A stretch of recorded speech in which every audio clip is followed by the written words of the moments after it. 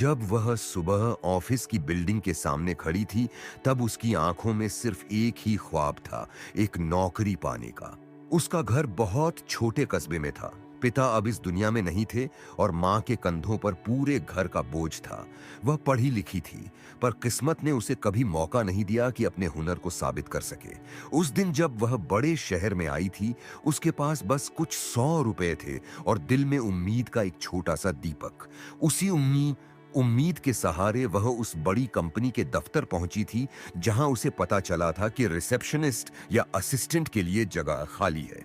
Office में पहुंचते ही उसने देखा, सामने चमचमाती बिल्डिंग, अंदर अच्छा माहौल, हर कोई फॉर्मल कपड़ों में व्यस्त था। उसने डरते हुए रिसेप्शन पर पूछा, मैडम, इंटरव्यू के लिए आई हूं। रिसेप्शनिस्ट ने सिर उठाकर देखा, मुस्कुराई और बोली, सर से मिलिए, तीसरी मंजिल पर। वह घबराई हुई थी, मगर कदमों में हिम्मत थी। तीसरी मंजिल पर पहुंचकर उसने देखा, एक बड़ा ऑफिस, सामने कांच का केबिन जिस पर नाम लिखा था एमआर, करंट मैनेजिंग डायरेक्टर। उसने धीरे से दरवाजा खटखटाया। अंदर से आवाज आई, कम इन। वह अंदर गई।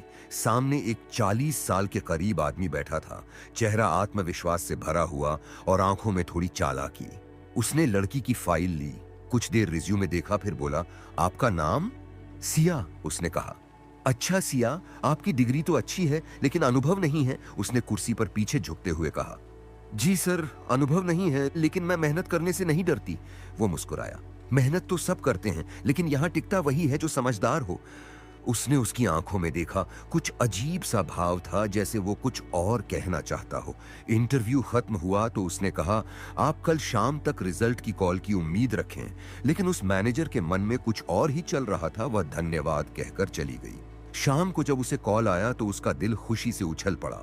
फोन पर उसी आदमी की आवाज थी, सिया, अगर तुम चाहो तो नौकरी तुम्हें मिल सकती है, लेकिन एक शर्त पर। कौन सी शर्त सर? उसने पूछा। दूसरी तरफ कुछ पल की चुप्पी रही, फिर उसने धीरे से कहा, बस आज की रात मेरे साथ डिनर कर लो, फिर नौकरी पक्की समझो। उसका चेहरा सुन्न पड़ गया।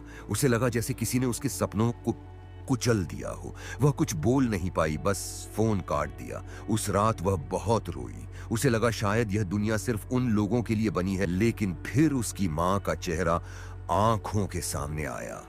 वो मां जो कहती थी, बेटी, अपने आत्मसम्मान के साथ कभी सौदा मत करना।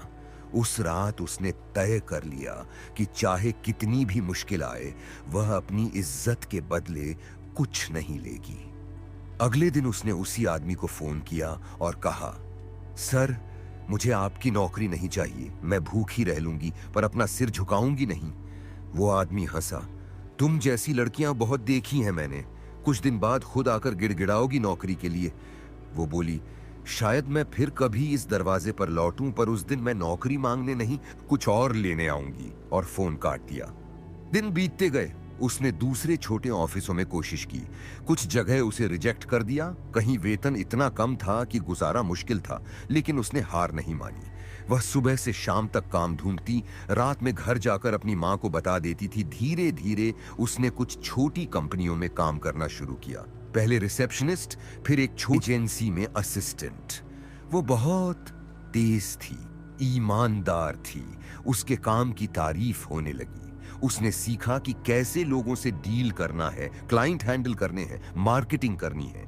दिन रात मेहनत करती रही। सालों गुजर गए और एक दिन उसे मौका मिला एक बड़े प्रोजेक्ट में बतौर टीम लीडर काम करने का। उसने उस मौके को इस तरह पकड़ा जैसे कोई भूखा इंसान रोटी पकड़े।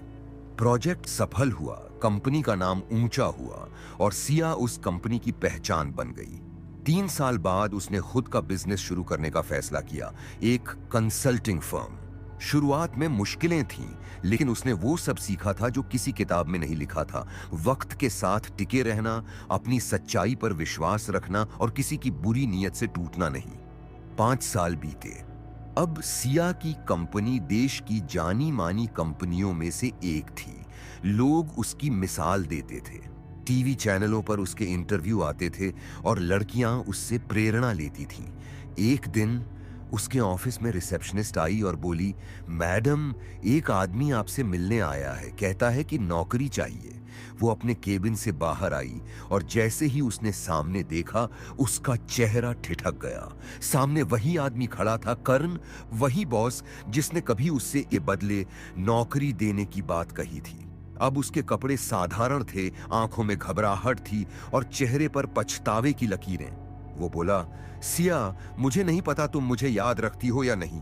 वक्त ने मुझे सबक सिखा दिया है। मेरी कंपनी बंद हो गई, सब कुछ चला गया, अब नौकरी की जरूरत है। सिया कुछ पल चुप रही, फिर बोली, हाँ याद है मुझे वो दिन जब मैं नौकरी मांगने आई थी और तुमने बदले में अपनी शर्त रखी थी। आज तुम नौकरी मांगने आए हो, लेकिन मैं तुम्हें कोई शर्त नहीं दूंगी, क्योंकि मैं तुम्हारे जैसी नहीं हूं। उसकी आंखों में आंसू थे। वह बोला, सिया, मुझसे गलती हुई थी, मैं शर्मिंदा हूं। सिया ने कहा, गलती तब होती है जब इंसान अनजाने में कुछ गलत करता है। तुमने तो सोच समझ कर किया था, लेकिन मैं तुम्हें माफ करती हूं, क्योंकि मैं चाहती हूं कि तुम समझो, औरत की इज्जत कोई सौदा नहीं है। वह मुड़ा जाने लगा, लेकिन सिया ने कहा, रुको, मैं तुम्हें नौकरी दूंगी, लेकिन एक शर्त पर। तुम हर दिन उन लड़कियों को ट्रेनिंग दोगे जो अपने सपनों के लिए लड़ रही हैं, ताकि तुम्हें समझ में आए कि एक महिला की मेहनत कितनी कीमती होती है। वो चुपचाप सिर झुकाकर खड़ा रहा, फिर धीरे से बोला, धन्यवाद। सिया मुस्कुराई। धन्यवाद मत कहो, बस आगे से किसी सिया को उसकी इज्जत की कीमत मत बताना। उस दिन पूरे ऑफिस में सन्नाटा था। हर कोई उस सीन का गवाह था, जहां एक लड़की ने दुनिया को सिखाया कि इज्जत और आत्मसम्मान से बड़ा कोई ऑफर नहीं होता। वक्त बीतता गया। करण अब सिया की कंपनी में एक साधारण ट्रेनर था, लेकिन हर दिन जब वो उन नई लड़कियों को मोटिवेट करता, तो उसकी आवाज में एक सच्चाई झलकती थी। वो कहता, कभी मत सोचो कि नौकरी या सफलता किसी के एहसान से मिलती है। अगर तुम में हिम्मत है तो पूरी दुनिया तुम्हारे आगे झुकेगी। सिया दूर अपने केबिन से ये सब सुनती थी और उसके होंठों पर एक हल्की मुस्कान आ जाती थी। उसे याद आता था वो पहला दिन जब उसने इस ऑफिस जैसी बिल्डिंग में कदम रखा था, डरते हुए, टूटते हुए। आज वही लड़की अपने आत्मसम्मान की मिसाल बन चुकी थी। वह जानती थी जिन रास्तों पर वो चली वहां दर्द था, संघर्ष था, लेकिन अब वही रास्ते दूसरों के लिए रोशनी बन गए थे। उसने अपनी मेहनत से साबित किया कि किसी की शर्त के आगे झुकना कमजोरी नहीं, उसका विरोध करना ही सच्ची ताकत है। उसकी मां अब बूढ़ी हो चुकी थी, लेकिन जब उसने अपनी बेटी की तस्वीर अखबार में देखी तो आंखों में आंसू आ गए। उसने आसमान की ओर देखा और बोली, भगवान, मेरी बेटी ने मेरा सिर ऊंचा कर दिया। सिया ने भी उस दिन महसूस किया कि जीवन में जीत सिर्फ पैसे या पद से नहीं होती। जीत तब होती है जब तुम खुद को सम्मान की नजर से देखो और दुनिया भी तुम्हें उसी नजर से देखे। वो अब हर साल गरीब और संघर्षशील लड़कियों के लिए स्कॉलरशिप देती थी, ताकि कोई भी लड़की अपनी मजबूरी में किसी की गलत शर्त न माने। वो हमेशा कहती, एक ना कहना कभी कमजोरी नहीं होती, वो तो अपनी पहचान बचाने का पहला कदम होता है।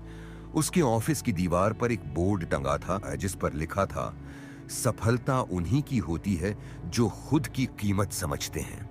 और यही उस कहानी का सबसे बड़ा सच था कि एक लड़की जो कभी नौकरी की तलाश में गई थी और जिसने किसी की गंदी नीयत को ठुकराया था, वही बाद में इतनी बड़ी बनी कि जिसने उसे झुकाने की कोशिश की थी, उसे झुकना पड़ा।